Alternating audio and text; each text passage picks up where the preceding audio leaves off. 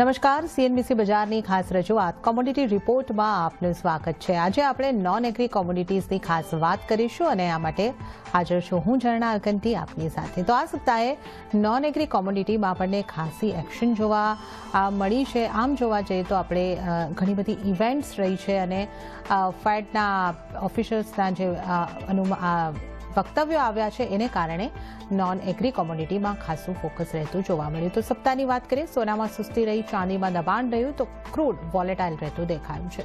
તો હવે આગળ નોન એગ્રી કોમોડિટી માટે આવનારું સપ્તાહ કેવું રહી શકે છે, કેવી રણનીતિ રાખવાની રહેશે, તેની કરીશું ચર્ચા નિષ્ણાતો સાથે। અને આ ચર્ચામાં આપણી સાથે જોડાયા છે એડવાન્સ ગ્રુપના ચિંતન મહેતા।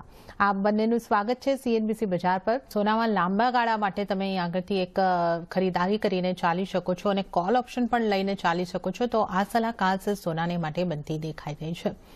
ચિંતનજી, તમે સોનાને કઈ રીતે જોઈ રહ્યા છો? જે પીસી ઇન્ડેક્સના આંકડા છે, આપણે કહેતા હોઈએ છીએ કે ફેડને માટે આ ખાસ મહત્વના આંકડા રહેતા હોય છે અને વ્યાજદર વધારા ઘટાડાના નિર્ણય માટે આ આંકડાને ખાસ જોતા હોય છે। અને જે રીતે મેં અગાઉ પણ ઉલ્લેખ કર્યો કે આ સપ્તાહમાં ઘણા બધા ફેડ ઓફિશિયલ્સના નિવેદનો આપણી સામે આવ્યા, જેમાં કોઈકમાં કહેવાતું હતું કે રેટ કટની ઉતાવળ નથી, કોઈકમાં કહેવાતું હતું કે રેટ કટ ઉતાવળે કરવા જરૂરી છે। તો આ પણ અલગ અલગ સ્ટેટમેન્ટ હતા। તમે કઈ રીતે જોઈ રહ્યા છો? સોના માટે મહત્વના પરિબળો કયા રહેશે અને સોનામાં આગળ કઈ રીતે સ્ટ્રેટેજી બનાવવી જોઈએ?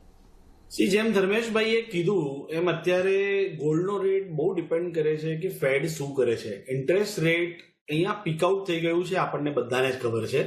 હવે અહીંથી જે રેટ કટ આવવાના છે એ કેટલા આવશે ને કેટલી સ્પીડથી આવશે એના પર આખું ગોલ્ડનો પ્રાઇસ ડિપેન્ડ કરે છે અને એના પ્રમાણે જે પ્રમાણે સ્ટેટમેન્ટ્સ આવે છે એ પ્રમાણે એમાં ગોલ્ડની અંદર નાની મોટી વોલેટિલિટી આવે છે।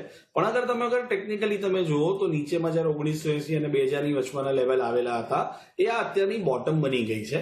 અને તમે કાલે જોયું તો આપણું જ્યારે આ જોબલેસ ક્લેમ તમે જે છે એ બી ઉપર આવ્યા, તમારો જીડીપી જે આવ્યો એ બી કંટ્રોલમાં આવ્યો છે અને એ લોકોના ફેડના મેમ્બર પ્રમાણે 3 રેટ કટ આવી શકે છે।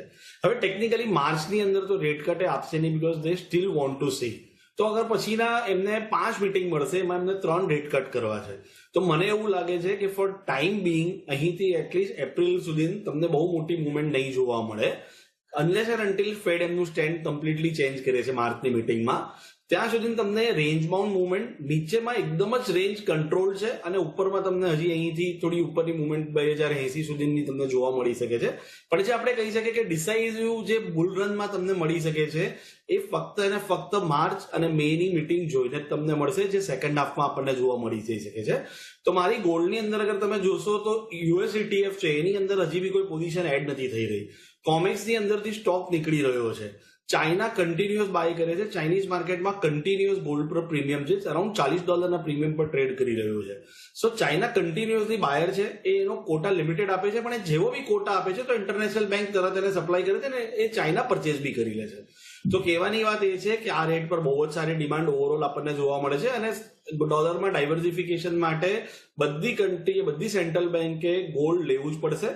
સો નીચેના લેવલ બહુ જ ઓછા છે, 1980 to 2000ના જે લેવલ છે બહુ જ સારા લેવલ છે એઝ ઓફ નાઉ, અને નીચેમાં બાય કરવું જોઈએ। અને એઝ ઓફ નાઉ મારી સલાહ એવી રહેશે, કારણ કે મને બહુ મોટી મુવમેન્ટ નથી લાગી રહી, તો તમે ફ્યુચર બાય કરીને ઉપરનો કોલ સેલ કરી શકો છો। For an example V8 Abans thing જે લિમિટેડ મુવમેન્ટ જ્યારે આવે ત્યારે તમે ફ્યુચર લો અત્યારે 62,500 અને નીચેના ઘટાડામાં 61,500 સુધી, ને ઉપરમાં તમે 64 અને 65,000 નો કોલ વેચશો તો તમારું જે રિટર્ન છે એમ્પ્લિફાઈ થઈ જશે માર્જિનની ઉપર અને તેજી તમને લેવા મળશે। અને વન્સ એક ડિસાઇઝિવ આવી જાય કે હવે ઇન્ટરેસ્ટ રેટ ઘટવાનું છે અને અહીંથી ગોલ્ડની મુવમેન્ટ બહુ ઉપર લાગી રહી છે, then we can go all long on call as well as future long। તો as of now future buy કરીને ઉપરમાં 64-65,000 નો કોલ વેચીને કામ કરશો તો એ તમને માર્જિન પર મેક્સિમમ એફિશિયન્સીથી રિટર્ન આપી દેશે। ઓકે, તો ગોલ્ડને માટે આ સ્ટ્રેટેજીની સલાહ તમને ગાળા માટે જો તમારે ખરીદી કરવી હોય તો ઘટાડે ખરીદી કરીને ચાલી શકો છો, આ ધર્મેશજીની સલાહ બનતી દેખાઈ રહી છે। ચિંતનજી, ચાંદીને તમે કઈ રીતે જોઈ રહ્યા છો? ચાંદીમાં તમે પણ જે રીતે અહીં આગળથી ધર્મેશજીએ પણ વાત કરી કે લાંબા ગાળા માટે અહીં આગળથી ખરીદી કરીને ચાલો, આ સપ્તાહ દરમિયાન મારી પણ જે નિષ્ણાતો સાથે ચર્ચા થઈ, સોનામાં બાઇંગની ઓપોર્ચ્યુનિટી તેઓ જોઈ રહ્યા હતા, પણ ચાંદીમાં નિયર ટર્મને માટે તો વેચવાલીની સલાહ બની રહી હતી। તો તમારી કઈ રીતની સલાહ રહેશે ચાંદી ઉપર? ઝરણા મેડમ, ચાંદી સેલ તો મને નથી લાગતું કરવી જોઈએ, કારણ કે ચાંદી એ ઓવરસોલ્ડ ઝોનમાં છે અને જેમ ધર્મેશભાઈ કીધું એમ એનો ગોલ્ડ અને સિલ્વરનો રેશિયો અપ્રોક્સિમેટલી 90 ના રેન્જ પર છે. આ એવા રેન્જ છે જ્યારે નોર્મલી અહીંથી રેશિયોમાં કરેક્શન આવતું હોય છે. કરેક્શન ના આવે એનો મિનિંગ છે કે ચાંદીની જે વધઘટ છે ઉપરમાં સ્પેશિયલી એ ખૂબ જ બાઉન્સ કરી શકે છે અને એ ઓલરેડી ઓવરસોલ્ડ ઝોનમાં છે. ચાંદી અત્યારના એટલે ડિમાન્ડ નથી આવી રહી કારણ કે ચાઇના માર્કેટ જે છે એટલું બેસ્ટ નથી કરી રહ્યું, એના લીધે એ ઇન્ડસ્ટ્રીયલ ડિમાન્ડ એની એટલી નથી આવી રહી. સોલાર એક્ટિવિટી તમે અગર વર્લ્ડ ઓવર જોશો તો એનું જે એક્સપાન્શનની જે સ્પીડ લોકોએ મોનિટર કરેલી હતી એટલી સ્પીડ એને નથી મળી રહી. એના લીધે ચાંદીનો usage as of now control છે, પણ અગર તમે SHFE પર ચાઇનાનું પ્રીમિયમ જોશો તો which is equal to $2.8, which is a great 10% premium, more than 10%, 12% premium જે અત્યારના ચાઇનાની અંદર એ ચાલી રહી છે. અને તેના તમે જોશો તો ચાઇનાથી એક્સપોર્ટ તો એકદમ જ ઓછું છે. So it's a matter of time. ચાંદીને શોર્ટ તો બિલકુલ ના કરવી જોઈએ, near term or long term, because એવા લેવલ પર છે જ્યાં 67, 68, 69,000 જે બી એનો બેઝ બનશે ત્યાંથી એ 15,000 થી 20,000 રૂપિયાની ઉપરની ચાલ આપી શકે છે. અને તમે એક્સપર્ટ્સ બીજા બધા જોશો, ગ્લોબલ એક્સપર્ટ્સ બી જોશો તો એ યર એન્ડ સુધીમાં $30 ચાંદીનો ટાર્ગેટ આપે છે. બીકોઝ પહેલી વાત પ્રોડક્શન ખૂબ જ ઓછું છે. માઇન્સમાં તમે જોશો પેરુ છે, બોલિવિયા છે, ત્યાં જે માઇન્સ છે એમાંથી પ્રોડક્શન ખૂબ જ ઓછું થઈ રહ્યું છે. પ્લસ ત્યાં પોલિટિકલ ડિસ્ટર્બન્સ છે, પ્લસ ત્યાં ઇલેક્ટ્રિસિટીના પ્રોબ્લેમ છે. સો ઓવરઓલ જે પ્રોડક્શન આવવાનું છે એ ઘટી જશે અને ચાઇના જેવું થોડું બી રિવાઇવ થશે, કારણ કે માલ તો લઈ જ રહ્યું છે, એ સિલ્વર લઈ તો રહ્યું જ છે, પ્રીમિયમ પણ લઈ રહ્યું છે. સો જેવું કન્ઝપ્શન વધશે, એ કન્ઝપ્શન થોડું બી વધશે તો આનો જે રેટ છે એ બહુ એક્સપોનેન્શિયલ ફાસ્ટ ભાગે છે ચાંદીનો રેટ.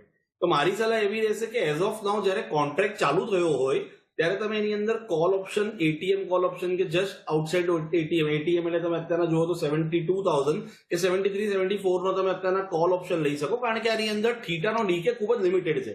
વી એટ એમેન્સ અન્ડરસ્ટેન્ડ કે વિથ ડેરિવેટિવ્સ અગર તમે એને રાઇટલી યુઝ કરો તો તમારું રિટર્ન ખૂબ જ એમ્પ્લિફાઈ થઈ શકે છે.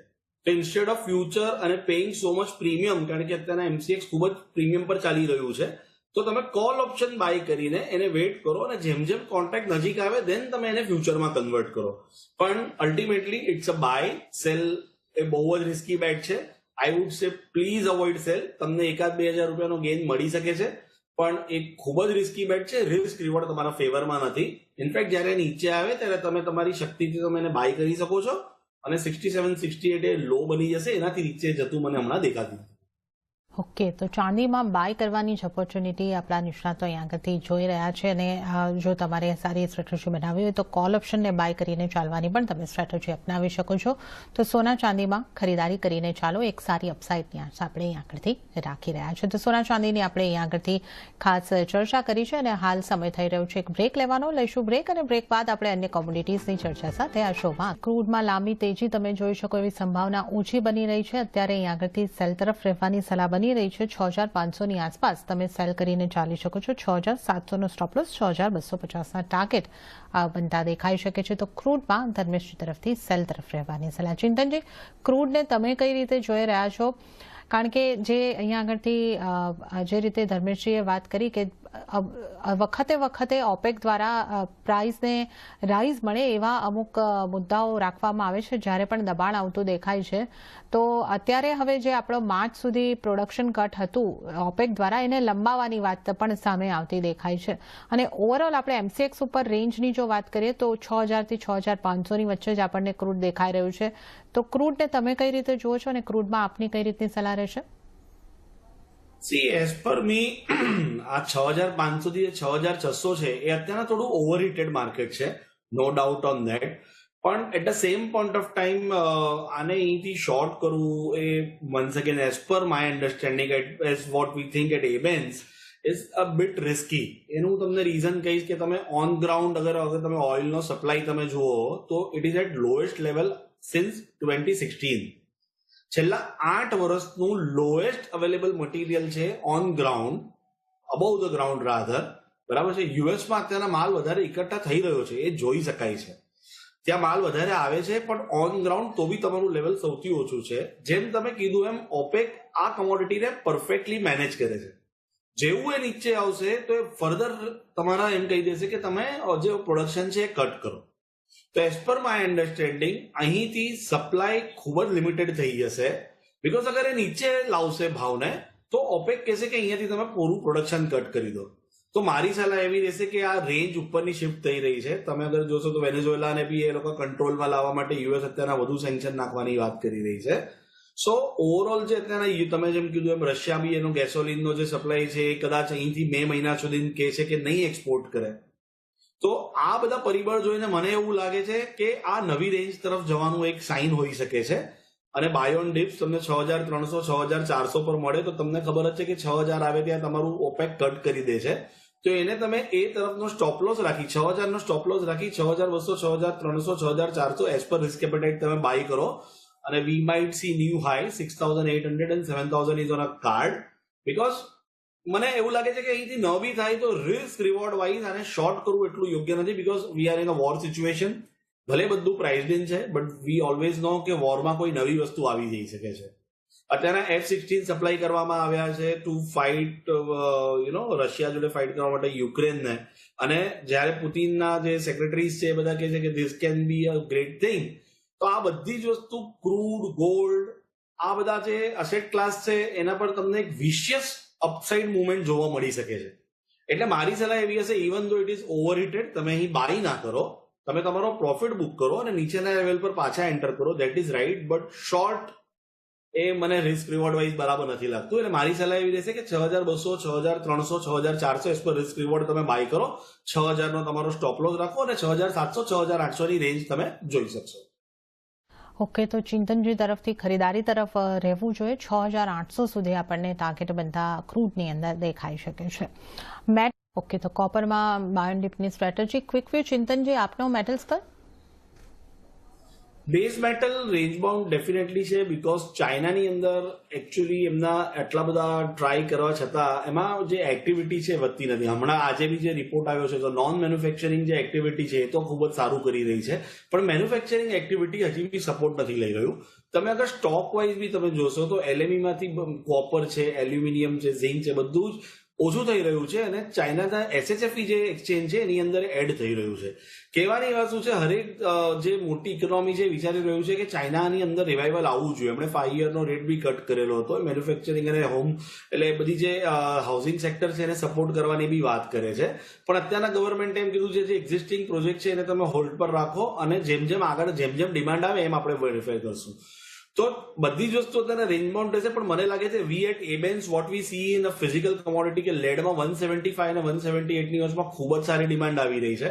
કોપરમાં 720 725 માં ખૂબ સારી ડિમાન્ડ આવી છે. અને aluminium is a wonderful buy because 197 198 માં we see a humongous demand in India. તો એલ્યુમિનિયમ જે છે એ ચાઇના અને ઇન્ડિયા જ મેક્સિમમ કન્ઝ્યુમ કરે છે. આમ તો બધી જ કન્ટ્રી કરે પણ મેક્સિમમ કન્ઝમ્પશન જે છે ચાઇના અને ઇન્ડિયાથી છે. અને SHFE માર્કેટ બી અત્યારના એ માલને લઈ રહ્યું છે. તો buy on means basically aluminium 197 198 થી બાય કરી શકાય for the target of 205 208. Copper 715 720 થી અત્યારે તમે બાય કરી શકો છો with stop loss of 700 with the target of 750 760. અને લેડ મને બહુ ડાર્ક હોર્સ લાગે છે. 177 178 માં અગર તમે બાય કરો છો તો નીચેમાં 175 નો સ્ટોપ લોસ રાખીને તમે એકવાર માટે 185 190 ના તમે પ્રોબેબિલિટી જોઈ શકો છો. Because we see a great demand in lead in physical market it happens which we were not seeing. અમે પહેલા ડિમાન્ડ આવી નહોતા જોઈ રહ્યા. આજકાલ જે ડિમાન્ડ આવી રહી છે તરત જ લેડની અંદર કન્ઝમ્પશન આવી રહ્યું છે. તો આઈ ગેસ આ ત્રણ કોમોડિટી બાય ઓન ડિપ્સની સલાહ મારી રહેશે અને એમાં એલ્યુમિનિયમ અને lead would be my pick. Okay, તો એલ્યુમિનિયમ લેડ ઉપર ખરીદારીની સલાહ ચિંતનજી તરફથી પણ બનતી દેખાઈ રહી છે. ત્યારે જ આપ બંનેનો ખૂબ ખૂબ આભાર. આપ અમારી સાથે આ ખાસ ચર્ચામાં જોડાયા. આપણે ઘણી સરસ ચર્ચા કરી. આપનો ખૂબ ખૂબ આભાર. અને આ સાથે જ કોમોડિટી રિપોર્ટમાં હાલ પૂરતું આટલું જ. હાલ મને પણ આપશો રજા. વધુ અપડેટ્સ અને સમાચારો માટે આપ જોતા રહો CNBC બજાર. નમસ્કાર.